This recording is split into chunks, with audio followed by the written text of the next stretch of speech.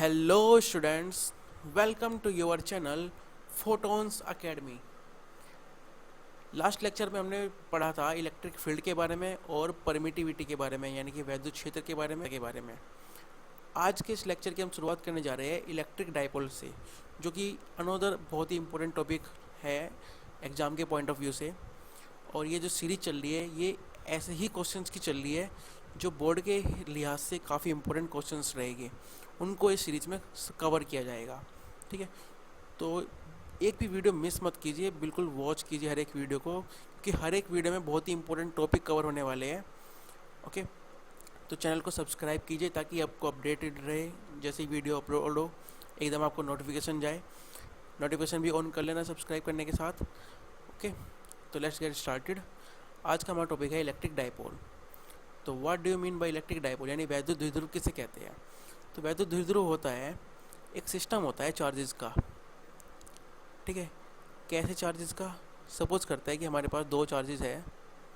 ठीक है, दोनों पे इक्वल अमाउंट का चार्ज है, इस पर भी क्यू चार्ज है, इस पर भी क्यू चार्ज है, बट अपोजिट नेचर का। इस पर प्लस तो इस पर इतना ही नेगेटिव।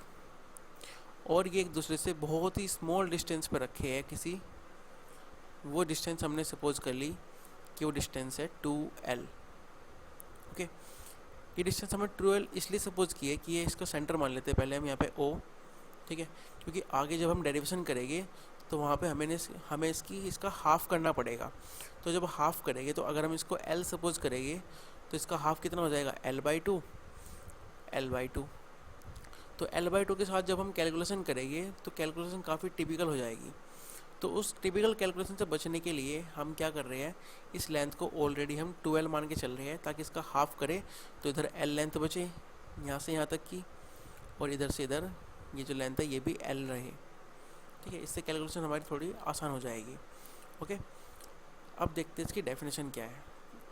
तो जैसे कि मैंने बताया कि इलेक्ट्रिक डाइपोल एक सिस्टम है जिसमें दो चार्जेस रहेंगे, दो चार्जेस का एक पेयर रहेगा।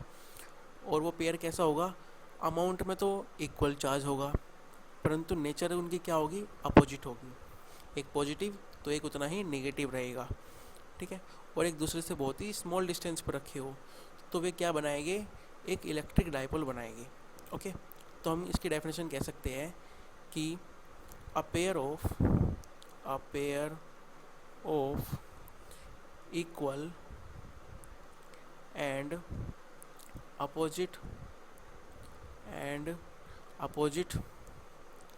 charges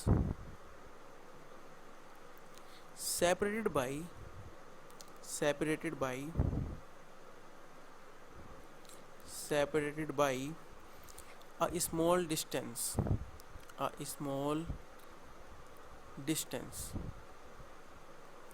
is called electric dipole, तो इलेक्ट्रिक डाइपोल यानी कि वैद्युत द्विध्रुव किसको कहते हैं? कि एक युग्म होता है आवेशों का, यानी पेयर होता है आवेशों का, चार्जेस का एक पेयर होगा जिसमें इक्वल अमाउंट का तो चार्ज रहेगा बट अपोजिट नेचर का। ठीक है, और separated by a small distance. ठीक है, तो ऐसे सिस्टम को हम क्या बोलेंगे? इलेक्ट्रिक डाइपोल, यानी कि ऐसा निकाय जिसमें दो समान परंतु विपरीत प्रकृति के आवेश एक दूसरे से बहुत ही स्मॉल दूरी पर रखे हो, बहुत ही छोटी दूरी पर रखे हो, तो उस निकाय को हम क्या बोलते हैं? इलेक्ट्रिक डाइपोल बोलते हैं। ओके, अब बात करते हैं इलेक्ट्रिक डाइपोल के मूवमेंट की। तो मूवमेंट ऑफ इलेक्ट्रिक डाइपोल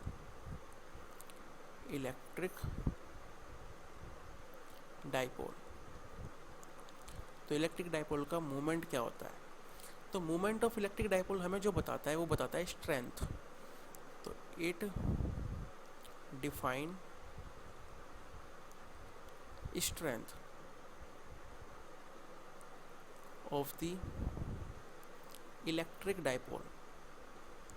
ये हमें इलेक्ट्रिक डाइपोल की स्ट्रेंथ बताएगा कि इलेक्ट्रिक डाइपोल हमारा कितनी स्ट्रेंथ का है। जितना ज़्यादा हम उसका मूवमेंट होगा उतना ही ज़्यादा स्ट्रेंथ का हमारा इलेक्ट्रिक डाइपोल रहेगा, यानी उसकी पावर, उसकी स्ट्रेंथ जो है इलेक्ट्रिक डाइपोल की वो उतनी ही ज़्यादा होगी। और इसको कैलकुलेट कैसे करते हैं? तो इसको कैलकुलेट करते हैं the product of the product of any one charge, ठीक है, इन दोनों में से कोई भी एक चार्ज को लो, the product of any one charge with the distance between them,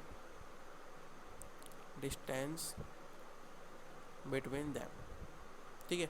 तो इनमें से कोई भी एक चार्ज लो और उसकी प्रोडक्ट कर दो किसके साथ, उनकी बीच की डिस्टेंस के साथ, और उनकी बीच की डिस्टेंस को हम क्या सपोज कर रखी है हमने 2L, ओके। तो इसका जो मोमेंट है उसको डिनोट करते हैं हम स्मॉल p से, और इसकी ये होती है वेक्टर क्वांटिटी। तो p is equal to q into 2L, और 2L क्या यहाँ पे डिस्प्लेसमेंट है इनके बीच का, तो ये एक वेक्टर क्वांटिटी है इसी वजह से। तो p इज इक्वल टू होता है q इंटू 2L। q क्या है, दोनों में से कोई सा भी एक आवेश लो, क्योंकि दोनों के दोनों चार्जेस पे जो मैग्नीट्यूड है वो सेम ही है ना, परिमाण जो है आवेश का वो समान है, और उनके बीच की जो डिस्टेंस है वो क्या है 2L है, ठीक है। और जैसे कि साफ साफ पता चल रहा है यहाँ पे देखने से कि ये क्या है, एक वेक्टर क्वांटिटी है, तो it is a vector quantity. तो हम कहेंगे कि इट इज़ अ वेक्टर, ये n है, क्वांटिटी, तो it is a vector quantity, okay.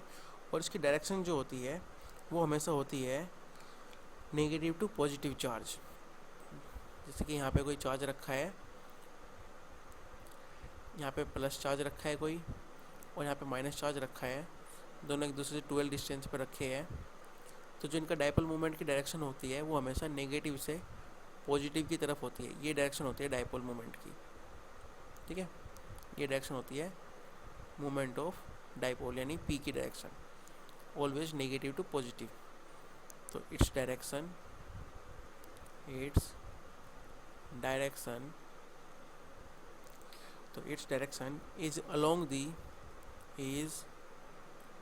along the dipole axis from negative to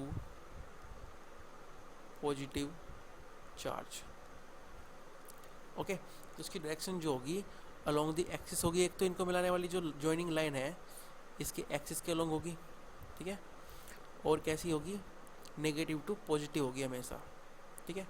तो ये होगी p की डायरेक्शन की बात। अब आगे बढ़ते हैं। अगर हम इलेक्ट्रिक डायपोल के एग्जांपल्स की बात करें तो इसका बड़ा अच्छा एग्जांपल जैसे कि HCl, ओके। तो जैसे कि HCl, तो HCl कैसे मिलके बना होता है, H और Cl, H positive and Cl negative. तो जितना पॉजिटिव इसके ऊपर है उतना ही नेगेटिव इसके ऊपर है, ठीक है। लेकिन नेचर क्या है चार्ज की, वो अपोजिट है, तो डेल्टा पॉजिटिव डेल्टा नेगेटिव। तो ये क्या बना रहे हैं, आपस में एक डायपोल बन रहा है यहाँ पे। NaCl, Na पे क्या होता है पॉजिटिव चार्ज, उतना ही नेगेटिव किस पे होता है, Cl पे होता है। तो अमाउंट तो इक्वल है चार्ज का, ठीक है, लेकिन नेचर अलग है, ये प्लस Q है तो ये माइनस Q है, और एक दूसरे से बहुत ही स्मॉल डिस्टेंस पे अटैच है एक दूसरे से। तो ये क्या बना रहे हैं, अपने आप में एक डायपोल बना रहे हैं, ओके। अब बात करते हैं डायपोल फील्ड की। डायपोल फील्ड, तो डायपोल फील्ड कुछ नहीं है, बस एक जरा सा छोटा सा इसका मतलब है डायपोल फील्ड का, और वो क्या है, the electric field produces by the dipole, ठीक है। जो इलेक्ट्रिक फील्ड प्रोड्यूस करता है ये डायपोल, उसको ही बोलते हैं उसका डायपोल फील्ड, ठीक है, इज कॉल्ड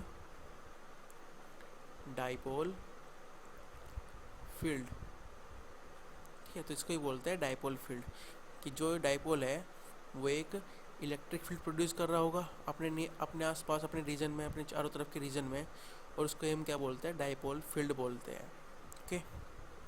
लेट्स सी, अब हम देखते हैं इलेक्ट्रिक फील्ड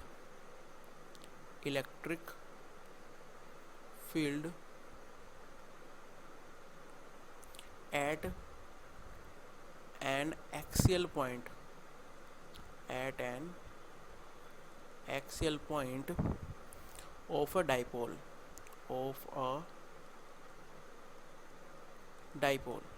ठीक है।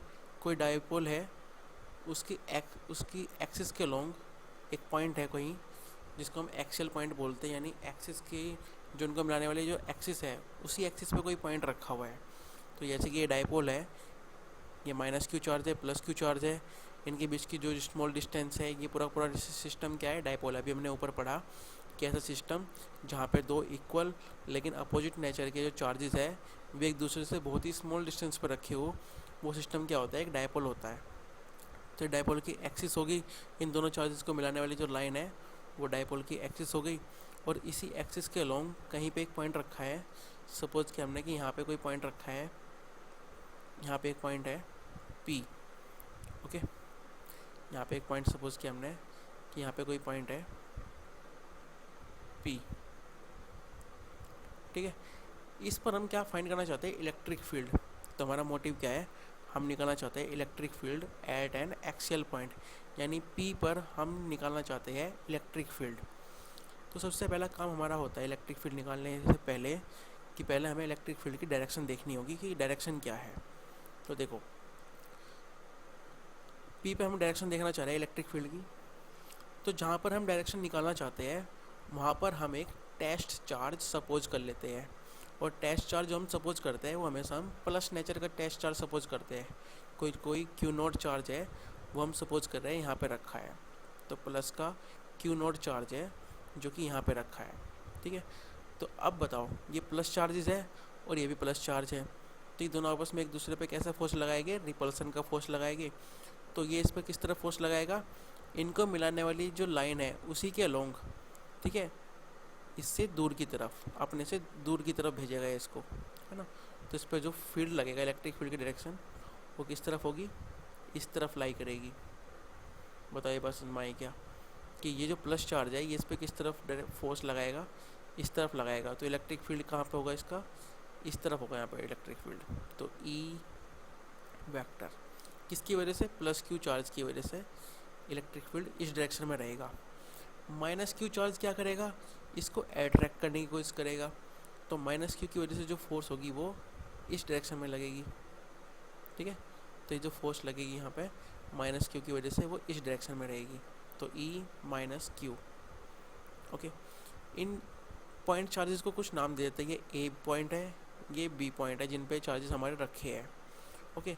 तो ये जो चार्ज है यहाँ पे, ये जो पॉइंट है ये किस तरफ आने की कोशिश करेगा, P2A आएगा, जबकि B पे जो चार्ज रखा है वो इसको किधर भेजेगा, अपने से दूर, यानी B2P की तरफ, ओके। तो ये इनकी डायरेक्शन होगी इलेक्ट्रिक फील्ड की। अब कौन सा इलेक्ट्रिक फील्ड ज़्यादा है, कौन सा इलेक्ट्रिक फील्ड कम होगा, हमें पता है इलेक्ट्रिक फील्ड का फॉर्मूला क्या है हमारे पास कि E=K/Q/R²। Q क्या है यहाँ पे, सोर्स चार्ज है ना कि टेस्ट चार्ज। तो टेस्ट चार्ज तो इसमें आता ही नहीं फॉर्मूले में, तो इसलिए इसका तो कोई मैटर ही नहीं पड़ेगा। तो यहाँ पे हम क्या सपोज करके चलेंगे, हमें साफ साफ पता चल रहा है कि जो इलेक्ट्रिक फील्ड है वो डिपेंड किस पे करता है, सोर्स चार्ज पे, और सोर्स चार्ज से पॉइंट की डिस्टेंस क्या है ना। तो सोर्स चार्ज पे और सोर्स चार्ज से पॉइंट की डिस्टेंस क्या है, हमें पता है कि दोनों पर चार्ज क्या होता है, इक्वल होता है, क्योंकि डाइपोल है, और डाइपोल उसको ही बोलते हैं कि जहाँ पे दो इक्वल चार्जेस होते हैं बट अपोजिट नेचर के। तो नेचर पे तो डिपेंड नहीं करेगा, ठीक है, केवल मैग्नीट्यूड पे डिपेंड कर रहा है, और मैग्नीट्यूड दोनों का सेम है, तो यानी क्यू तो हो गया कांस्टेंट। तो यानी कि इलेक्ट्रिक फील्ड किस पे डिपेंड कर रहा है डाइपोल के लिए, ओनली डिस्टेंस पे। अब किसकी डिस्टेंस ज़्यादा है पॉइंट से और किसकी डिस्टेंस कम है, तो हमें साफ साफ दिख रहा है कि प्लस चार्ज जो है वो कम डिस्टेंस पर रखा है ना, ये डिस्टेंस कम है कंपेरिजन टू ये वाली डिस्टेंस के। माइनस क्यू की डिस्टेंस देखो कितनी ज़्यादा है पॉइंट P से, तो इसका मतलब है इलेक्ट्रिक फील्ड किसका ज़्यादा होगा, जिसकी डिस्टेंस कम है, क्योंकि R डिक्रीज होगा तो E इंक्रीज होगा, ओके।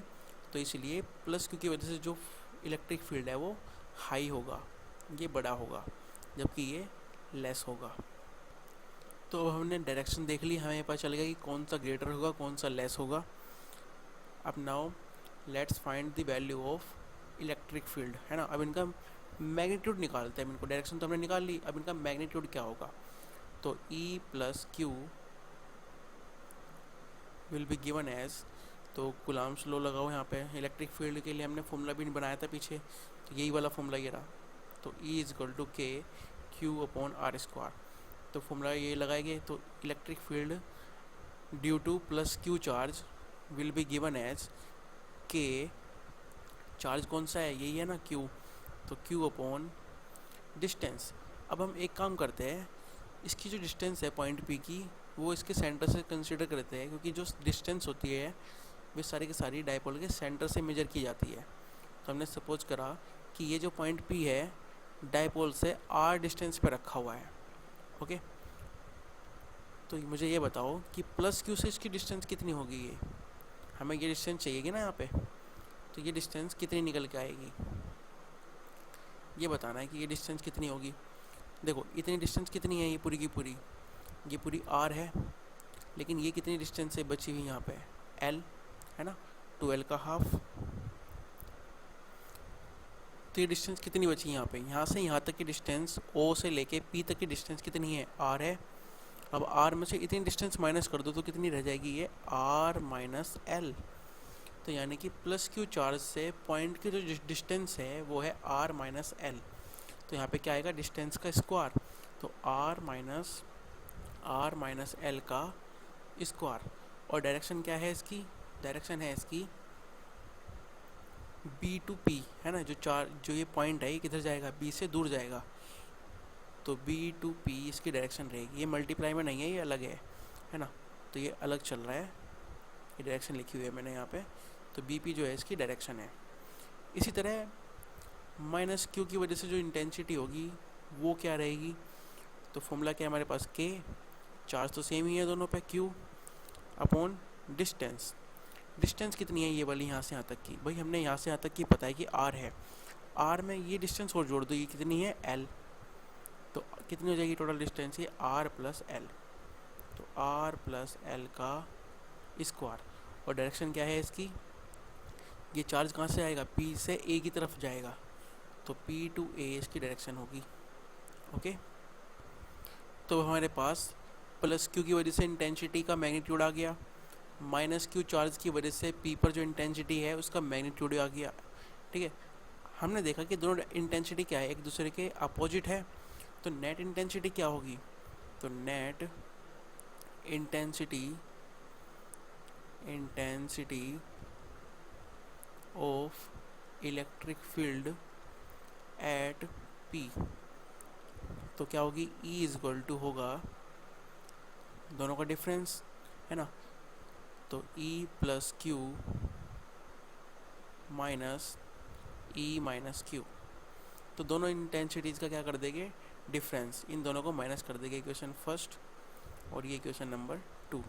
तो इन दोनों को माइनस करते हैं,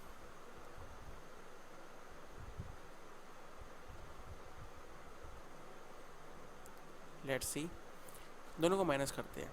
तो E इज इक्वल टू बनेगा फॉर्मूला हमारे पास, E is equal to K Q upon R minus L का whole square minus K Q upon R plus L का होल स्क्वायर। दोनों में जो कांस्टेंट है उनको बाहर निकाल लेते हैं, उनको कॉमन ले लेते हैं।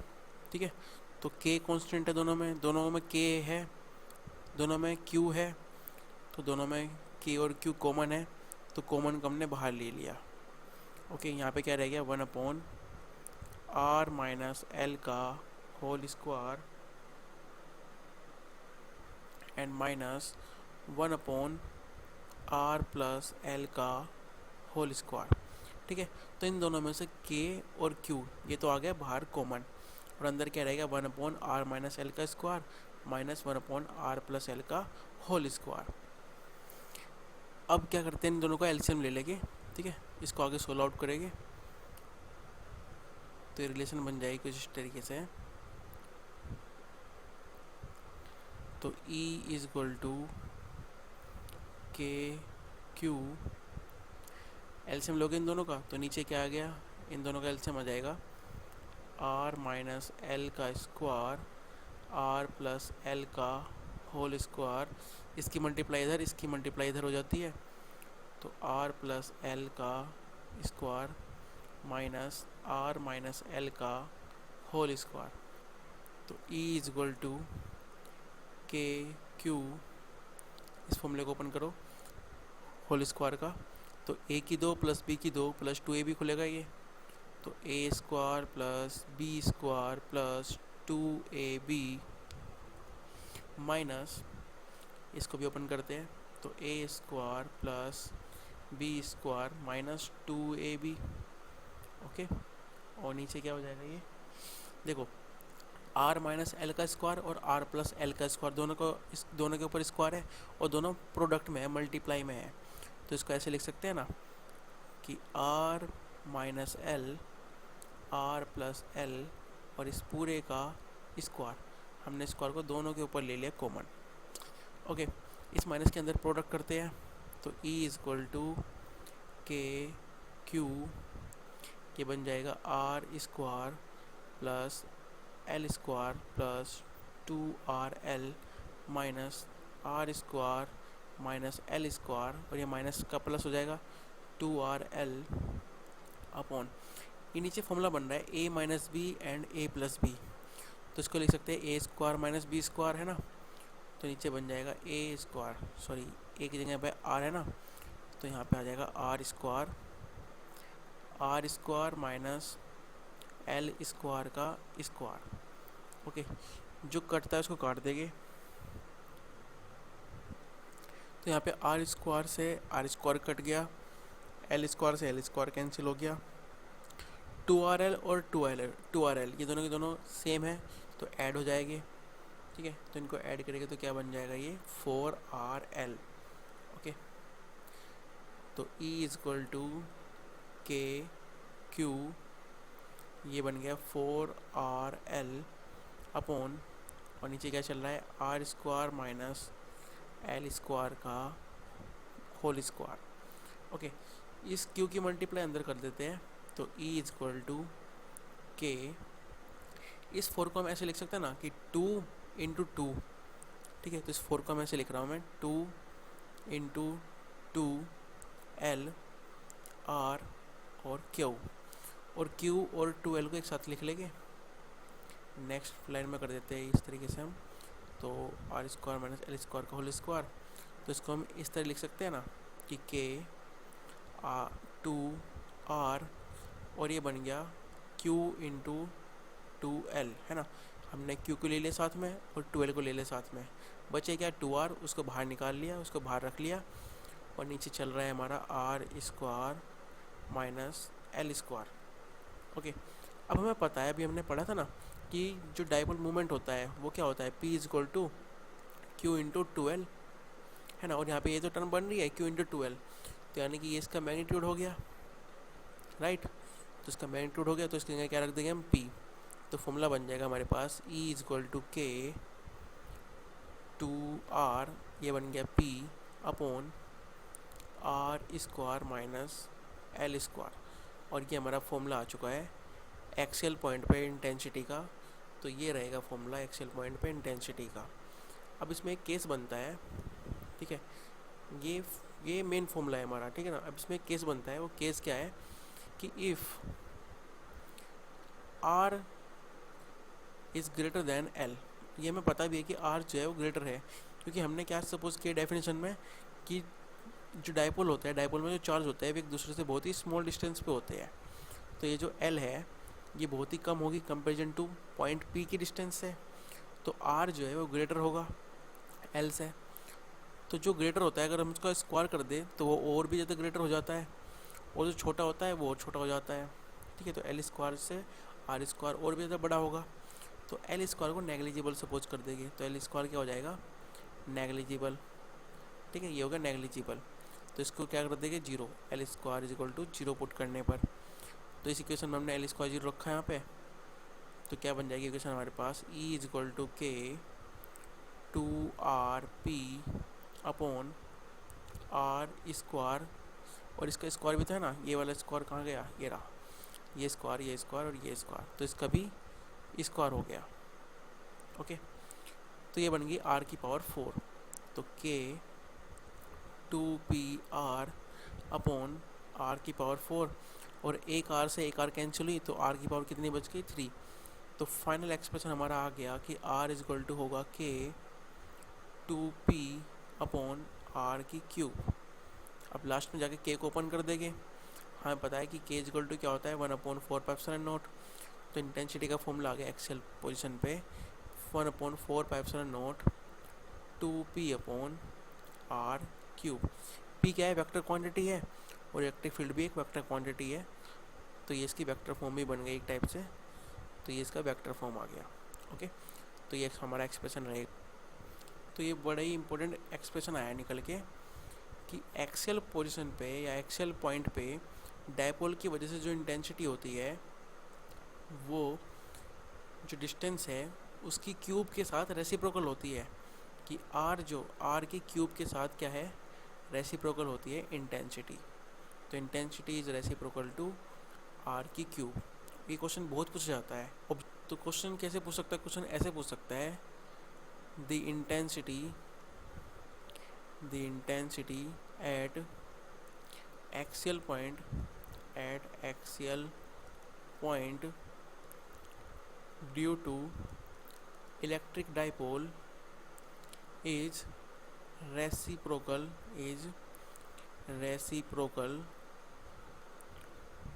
to the distance।